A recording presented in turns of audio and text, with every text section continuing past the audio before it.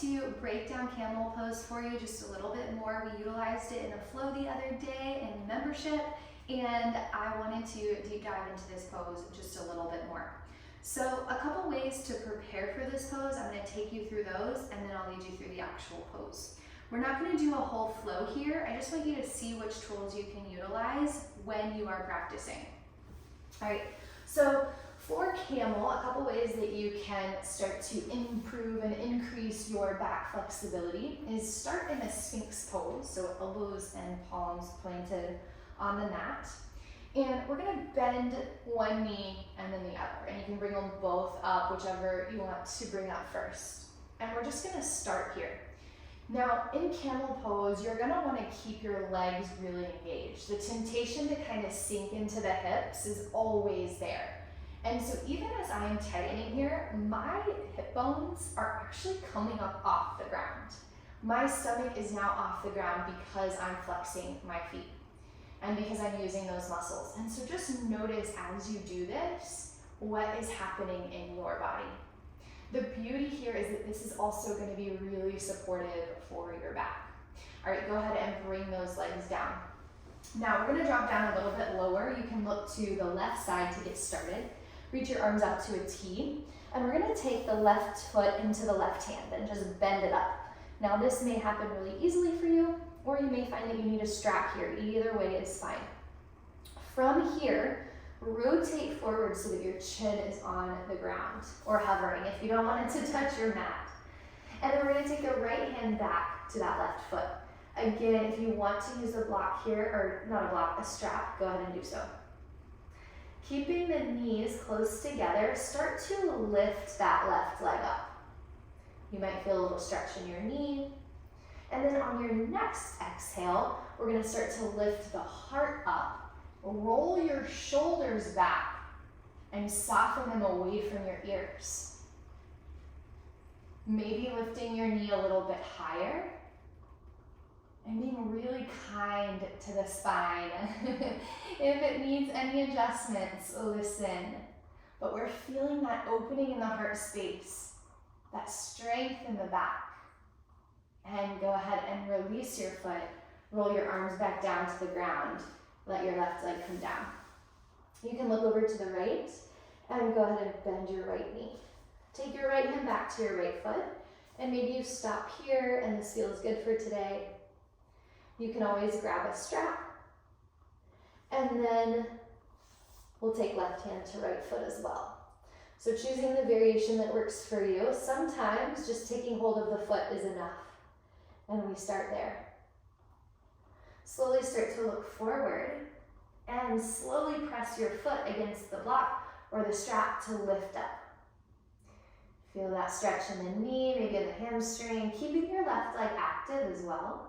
And then when you're ready, start to lift your heart, roll your shoulders back and open your heart. Keeping the knees together or fairly close together, start to lift a little higher.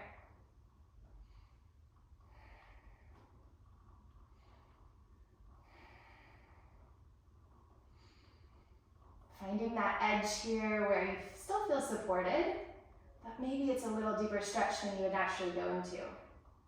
And exhale, release your foot, release your shoulders, release your arms. Amazing. Let's press all the way up into tabletop. We'll take ourselves through a few cat-cows to open up the back as well. Elongate through your spine, press into your hands and your knees, and on your inhale, look up. Belly comes down, heart lifts. Exhale, head comes down, round out your spine. Inhale, look up. Arch the back. Exhale, round it out. Inhale up, cow pose. Exhale, round it out, cat. Most things are going to be easier when you are doing a sun salutation. So if you're jumping right into this cold today, I would encourage you to take yourself through a few sun salutations and then try this. I'm quite warm and I'm really trying to hone in even more on the flow that we did the other day, so you have a quick reference point of how to go into this pose, and then you can utilize it in a flow. Warming up is always helpful, especially when we're doing any of these strength and flexibility that's non-yin poses. All right, let's come back to the front.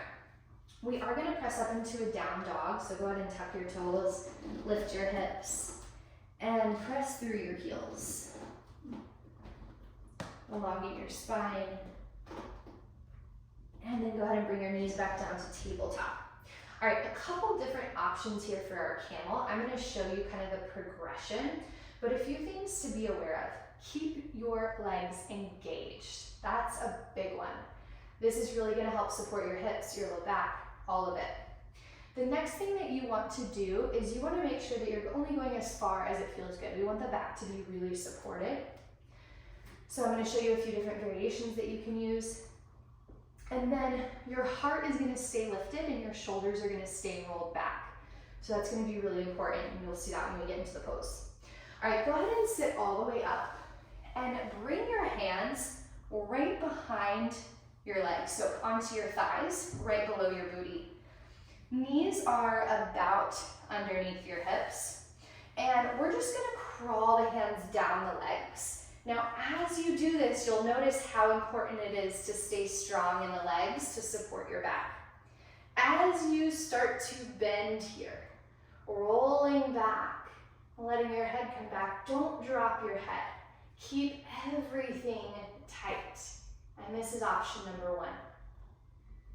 Elbows slightly bent, heart open, shoulders rolled back, long neck.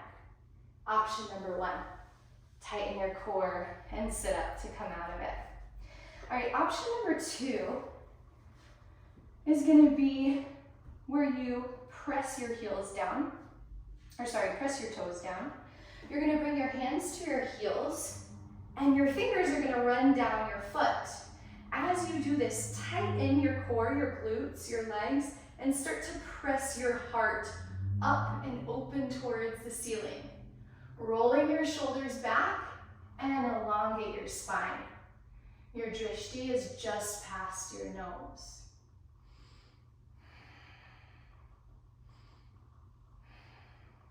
Tighten through your core and slowly come all the way up.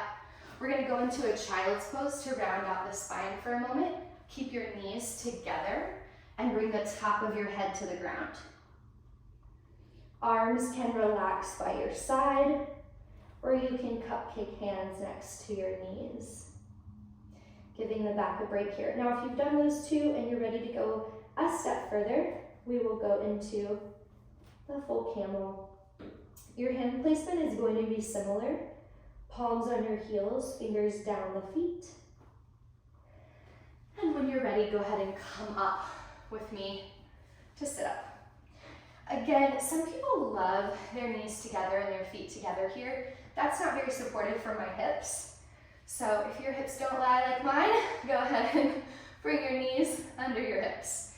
Now, the main thing is that your legs are engaged here.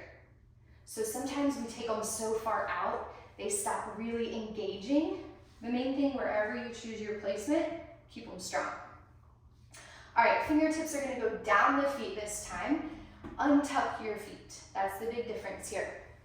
We're gonna bring one hand to the heel, the other to the heel, and then slowly start to press your heart open as you roll your head back, keeping the legs super strong. Engaging through your core and staying with your breath. Heart stays open, shoulders stay pulled back and down away from your ears. Drishti is just past your nose. Engage through your core, come all the way up, and we're gonna press back into that child's pose. Knees come together, forehead comes down to the ground or the top of your head, rounding out the spine. Cupcake your hands next to your knees or relax them down by your side.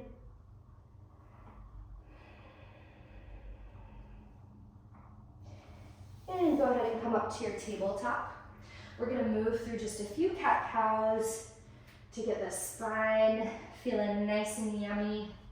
You can take some organic movements, add a little sway to the hip, a little wiggle side to side, and just listen to what feels good to you. You might get some circles here. You've seen on TikTok the like wild spine. That's what this always reminds me of. Yogis were doing this way before it was cool on TikTok.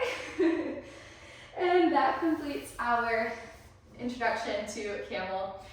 Make sure that you incorporate it with other poses that are going to nourish that practice. If you go right into it, you might find it to be quite difficult. It can be a really good one to warm up to. If you want to check out the flow that I did it in, feel free to do that. And that will be a great way to get started with it. And then I'll make sure to post more flows inside the membership for you guys. All right, have a great rest of your day. Bye.